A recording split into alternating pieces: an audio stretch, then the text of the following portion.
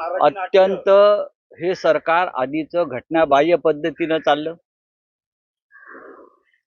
Justice DY. Chandrachud, बरं का, हे मी म्हणत नाही,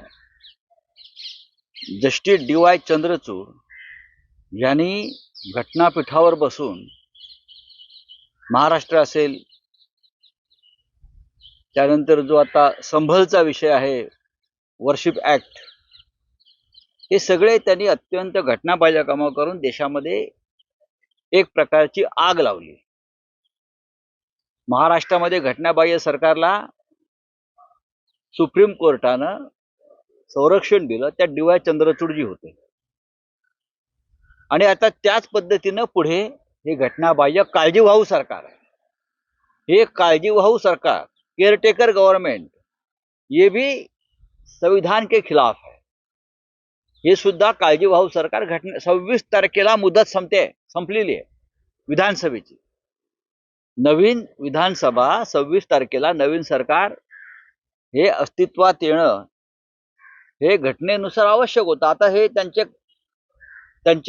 भाडोत्री कायदे पंडित काही कागद आणून दाखवतील, पण आम्ही जर असतो तर एवढ्याला राष्ट्रपती राजवट लावली असती. मी वारंवार सांगतो, अद्याप कोणीही सरकार स्थापनेचा दावा केलेला नाही.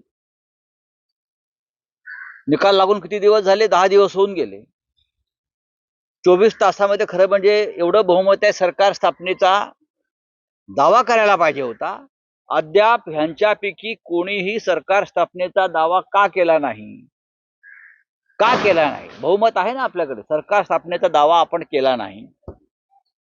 अद्याप मुख्यमंत्री कोण, भारतीय जनता पक्षाचा विधिमंडळ पक्षाचा नेता कोण, या संदर्भात निर्णय झाला नाही. इतका मोठा पक्ष, इतके मोठे नेते, इतकं मोठं बहुमत, तरीही विधिमंडळ पक्षाचा नेता ते अद्याप त्यातून निवडू शकले नाही.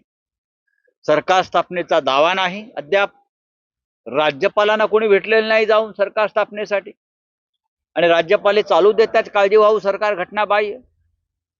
आणि त्या पक्षाचे प्रांताध्यक्ष बावनकुळे सांगतात 5 तारखेला शपथ घेऊ. का राज्यपाल आहेत का? हे म्हणतात 5 तारखेला शपथ घेऊ. यांना राज्यपालाचे अधिकार दिलेले आहेत का? आम्ही 5 तारखेला शपथ घेऊ. राज्यपालांनी सांगितलंय का? राज्यपालांना तुम्ही सांगितलंय का? राज्यपालांनी कळवलंय का? सरकार स्थापनेचा अद्याप दावा करायला हे तयार नाहीत का? घाबरलाय का तुम्ही? कशा करता आपण सरकार स्थापनेचा दावा करत नाहीये? ही अत्यंत गंभीर स्थिती, घटनात्मक पेचप्रसंग काळजीवाहू सरकारच्या बाबतीत सुद्धा या महाराष्ट्रात पुन्हा पुन्हा निर्माण होतोय. याला सर्वस्वी जबाबदार जस्टिस डी.वाय. चंद्रचूडच आहेत.